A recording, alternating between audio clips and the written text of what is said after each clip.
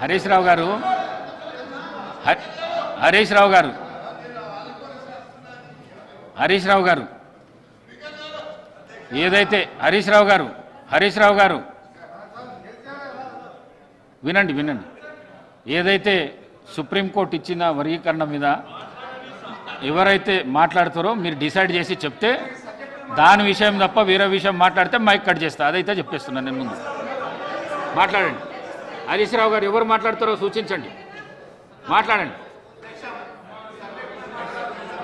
Speaker sir, first of all ఒక శాసనసభ పక్షం తరఫున ఎవరు మాట్లాడాలనేది ఈ సభలో ఉన్న సాంప్రదాయం ప్రకారంగా సభలో మమ్మల్ని అడుగుతారు, మా పార్టీ తరఫున ఎవరు మాట్లాడతారని అడిగి మేము ఎవరికి అడిగితే వారికి మైక్ ఇచ్చే సాంప్రదాయం ఉంది.